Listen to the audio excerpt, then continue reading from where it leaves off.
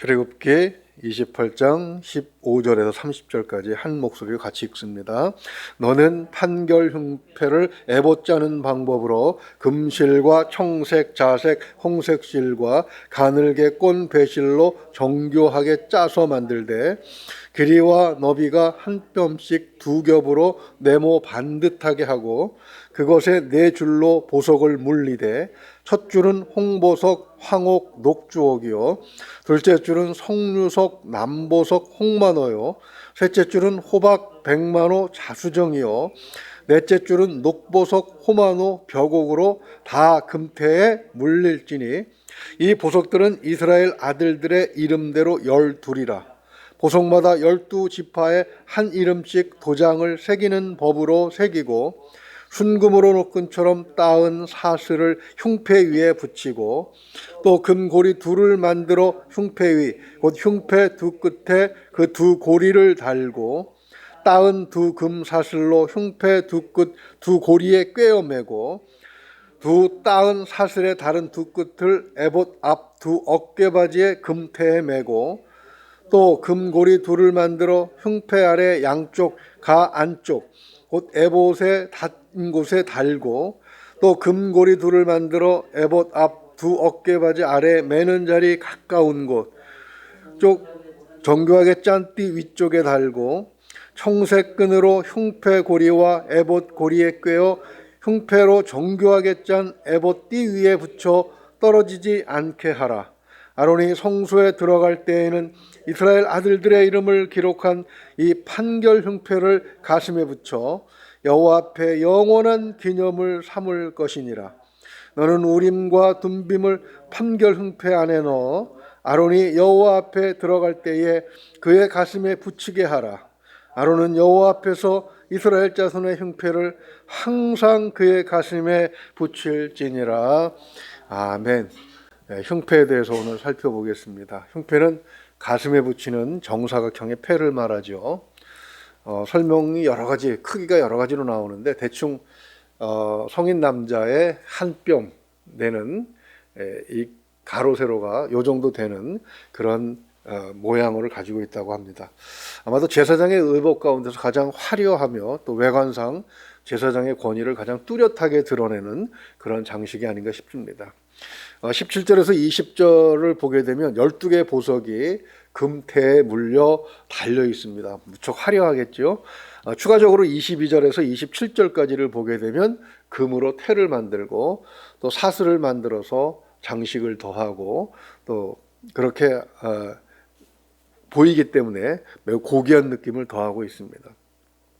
그 외에 이 흉패로 인해서 제사장의 직분을 더 힘겹게 여기게 되는 물건이 있습니다. 그것이 바로 30절에서 언급하고 있는 우림과 둠밈이죠. 이것은 평소 두 겹으로 되어 있는 흉패 안에 들어있다가 제사장이 하나님 앞에 나아갈 때 가슴에 붙이도록 그렇게 되어 있습니다. 그러니까 하나님과 소통하는 그런 이 물건이기 때문에 그것을 가지고 있는 제사장의 지위와 위치에 대해서 굉장히 신비롭게 높여주고 있는 것을 볼 수가 있습니다. 자, 이 판결 흉패는 그럼 영적으로 어떤 의미를 가지고 있느냐? 첫째로는 이것이 예수 그리스도의 마음이라는 것을 우리는 염두에 두고 생각을 해봐야 합니다. 15절에 보게 되면 에봇 짜는 방법이 기록이 되어 있는데 어떻게 기록이 되어 있습니까? 판결 흉패를 에봇 짜는 방법으로 똑같이 만들라 이렇게 되어 있습니다. 에봇 짤 때 우리가 살펴본 것처럼 이 청색, 홍색, 또 자색, 백색 그리고 금색 실은 예수 그리스도의 그 모습을 상징한다고 말씀드렸습니다. 다시 말해서 이 흉패도 무엇을 드러내는 것이냐? 예수 그리스도를 상징하고 있는 그런 물건이라는 뜻입니다. 흉패라고 하는 것은 흉자가 무슨 흉자입니까? 가슴 흉자입니다. 그래서 가슴에 다는 패라는 그런 뜻인데 다시 말해서 이 흉패는 예수 그리스도의 마음을 상징하고 있는 것이지요. 이 흉패에 달려 있어서 흉패를 가치 있게 만드는 것이 어떤 것입니까? 12개의 보석입니다. 이스라엘 12지파 이름이 새겨진 보석이 달려 있습니다. 이것은 30절 하반절을 보게 되면 항상 그의 가슴에 붙일지니라 이렇게 말씀하고 있죠. 제사장은 항상 제사장 옷을 입고 가슴에 12 보석을 달고 있어야 합니다. 상당히 무거웠을 것 같아요. 거기다 금장식으로 주렁주렁 달려있기 때문에 얼마나 불편했겠습니까? 그러나 그런 것을 느낄 때마다 자신의 존재가 무엇인지를 깨닫는 것이죠.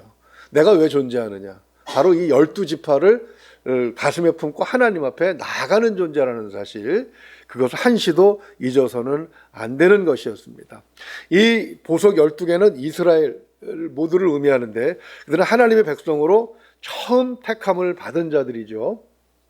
첫째는 마지막까지 모든 것을 다 의미하기 때문에 12개의 보석은 하나님의 총체를 의미하는 것입니다. 그래서 요한계시록 14장 1절을 보면 이렇게 말씀하시죠. 또 내가 보니 보라 어린 양이 시온산에 섰고 그와 함께 14만 4천이 서 있는데 그들의 이마에는 어린 양의 이름과 그 아버지의 이름을 쓴 것이 있더라. 아멘. 14만 4천이 어떻게 나옵니까? 이스라엘의 12지파, 그 다음에 신약시대 예수님의 제자 12, 거기다가 많다는 의미의 천, 성경에서 천은 많다는 의미죠. 그러니까 14만 4천은 예수 그리스도를 믿는 모든 사람들을 다 포함하고 있음을 알 수가 있습니다. 즉 예수님의 마음에는 이 예수님을 믿는 모든 사람들이, 그 백성들이 다 들어가 있는 것이죠. 22절에서 27절을 보게 되면 금 장식이 또 세세하게 묘사가 되어 있습니다. 그만큼 이 흉패와 그 흉패 달려있는 보석들, 그 보석에 새겨져 있는 이름들을 하나님께서 굉장히 귀하게 여기신다는 얘기죠. 그만큼 꼼꼼하게 챙기신다는 것이고 그만큼 그 신경을 많이 쓰신다는 의미가 되는데, 흉패는 제사장의 옷 중에 조끼와 같은 에봇에 연결이 되어 있는 것을 볼 수가 있습니다. 그 연결고리는 금고리로 연결되어 있고 뿐만 아니라 22절 말씀처럼 금으로 따온 두 사슬로 장식되어 있습니다. 겉보기엔 매우 화려하고 상당히 비싸 보였을 거예요. 좀 더 품위 있는 말로 고귀하다라고 표현할 수가 있겠죠. 금은 그렇게 고귀함을 의미합니다. 즉 자기 백성을 가슴에 품고 하나님 앞에 나아가는 그 제사장의 마음은 하나님 보시기에 고귀한 것이죠. 하나님, 그 제사장은 자기 가슴에 달려있는 흉패를 볼 때마다 어떤 생각을 해야 됩니까? 이 보석들이, 이 이름들이 하나님 앞에서는 어떤 존재다? 굉장히 고귀한 존재라는 생각을 가지고 나가야 되는 것입니다. 오늘 아침에도 잠깐 뉴스를 봤습니다만 미얀마 군부가 쿠데타를 일으켰는데 마치 자기 국민들을 사냥하듯이 그렇게 백성들에게 총질을 해대는 것을 가슴 아프게 보았습니다. 보면서 그런 생각이 들어요. 이 군부 지도자들은 도대체 저렇게 해서 권력을 잡아가지고 뭐 하자는 것인가? 그들은 국민들을 위해 굴리면서 자기 가족이나 자기 패거리들만 잘 먹고 잘 살고자 하는, 우린 그런 것들을 어디서 보고 있습니까? 우리 북쪽에 보고 있잖아요. 그 끝은 저렇게 형편없는 거 아닙니까? 결국은 모두가 다 우스꽝스러운 모습이 되는데 그것을 사람들은 추종을 한다는 것이죠. 항상 남 앞에 서는 자들은 그 자기가 대표하는 사람들을 가슴에 품고 그리고 하나님 앞에 나아가야 되는데 이 사람들은 그것을 이용해서 뭔가 자신의 지위를 높이려고 하는데 참 그것처럼 꼴사나운 게 없단 말이죠. 조지 오웰이라고 하는 소설가는 동물농장에서 그런 자기 이익만 챙기는 권력자들을 욕심사나운 돼지들로 그렇게 표현을 했습니다. 근데 이 권력 욕에, 이런 욕심에 사로잡힌 자들은 그것을 모르는 거지요. 그랬을 때는 그것이 얼마나 추해진다고 하는 사실을 우리는 성경을 통해서 배우고, 하나님께서는 제사장에게 내가 너를 화려한 옷을 입히고 높여주는 것은 무엇 때문이다? 바로 네가 가슴에 품고 있는 이 백성들 때문이다 라는 것을 명심하게 그렇게 하고 있는 것입니다. 그래서 예수 그리스도의 십자가를 달아놓고 그리고 예수님의 이름으로 섬기는 이 신앙인들은 항상 이 자세를 잊어서는 안 된다는 것입니다. 아무리 훌륭한 목사라고 해도 또 이 기독교를 표방한 권력이라고 해도 절대로 국민 위에 군림해서는 안 되는 것이죠. 항상 가슴에 품고 하나님 앞에 존귀한 마음을 가지고 나가야 되는 것입니다. 자, 그러나 이 보석의 의미를 한번 생각을 해봅시다. 원래부터 이들이 존귀한 자들이었냐 하는 것이죠. 이스라엘은 보석에 이름이 새겨져 있으니까 그 보석으로 그들의 존재를 드러내니까 원래 하나님 앞에 존귀한 자들이라 그렇게 생각해서는 안 된다는 것입니다. 그들은 원래 출신이 어디예요? 애굽의 노예였습니다. 그죠? 천하디 천한 자들이었다는 것이죠. 영적으로도 마찬가지입니다. 로마서 3장 9절을 보게 되면 그러면 어떠하냐? 우리는 나으냐? 결코 아니라. 그죠? 유대인이나 헬라인이나 다 어디 아래에 있다? 죄 아래에 있다고 우리가 이미 선언하였느니라. 죄 아래에 있다는 얘기는 죄의 노예로 살고 있었다는 뜻입니다. 그러나 그리스도로 인해서 우리가 거룩해진 것이지 우리 자신이 거룩한 것은 아니다. 로마서 3장 10절, 11절, 12절을 보게 되면 이렇게 말씀하십니다. 기록된 바 의인은 없나니 하나도 없으며 깨닫는 자도 없고 하나님을 찾는 자도 없고 다 치우쳐 함께 무익하게 되고 선을 행하는 자는 없나니 하나도 없도다. 이것이 원래 이스라엘의 그 의미고 그리고 우리들의 존재였다는 것이죠. 그것이 이 흉패에 달려 있음으로 해서 보석이 되는 겁니다. 다시 말해서 영적으로 그리스도의 마음 안에서 우리의 존재가 하나님 앞에 존귀하게 여겨졌다는 사실을 절대로 잊어서는 안 되는 것입니다. 제사장은 이 흉패를 달고 하나님 앞에 나아갑니다. 그럴 때 비로소 그 앞에서 존귀한 자로서의 가치가 드러나게 되는 것이죠. 자, 그렇다면 얼마나 존귀한 존재인가? 제사장이 하나님 앞에 이 흉패를 가지고 나아갈 때는 어떤 자세로 나아갑니까? 죽음을 각오하고 나아갑니다. 그래서 제사장의 옷에는 뭐가 달려 있어요? 금으로 된 방울이 달려 있습니다. 하나님 앞에 가서 그가 합당하지 못했을 때 혹은 백성들의 죄가 너무 무거웠을 때 그는 그 죄를 다 뒤집어 쓰고 어떻게 돼요? 그 하나님 앞에서 죽음을 당해야 합니다. 그러면 방울 소리가 안 들리면 그 아들, 다음 때 제사장을 이어받을 아들은 어떻게 합니까? 아직 제사장을 옷을 입지 않았으니까 뒤로 들어가서 손만 넣고 그리고 죽은 아버지를 꺼내서 옷만 벗겨 입고 장례는 다른 사람에게 맡기고 자기는 어떻게 해야 됩니까? 다시 제사장의 남은 일들을 행하게 되어 있단 말이에요. 그런 자세로 하나님 앞에 나아갈 만큼 그렇게 이 백성들은 존귀한 자들이었다. 이렇게 말씀하고 있는 것이죠. 그래서 예수님은 십자가에서 자기 백성을 위해서 죽으신 것입니다. 바로 이러한 마음을 예수 그리스도를 믿는 자들은 마음에 품어야 합니다. 빌립보서 2장 5절을 보게 되면 너희 안에 이 마음을 품으라 곧 예수 그리스도의 마음이니. 앞에서 말씀드렸지만 때때로 종교인들이 그 엄청나게 많은 사람들이 모이는 가운데 스스로 높아지고 군림하려 하는 그런 경향이 있습니다. 그러나 근본적으로 예수님의 제자는 무엇을 해야 되는 겁니까? 섬기는 자여야 돼요. 그죠? 섬김의 대상은 12부족 모두입니다. 보석 12개를 다 달고 있었어요. 근데 12개 중에는 장남의 지위를 뺏긴 르벤이 있죠. 그리고 욕심을 위해서 다른 민족을 학살해가지고 가족 모두를 위험에 빠뜨릴 뻔했던 시므온과 레이도 있습니다. 이 그 하나님 앞에 나아가는 자는 사람을 차별하고 가지고 나가면 안 되는 거죠.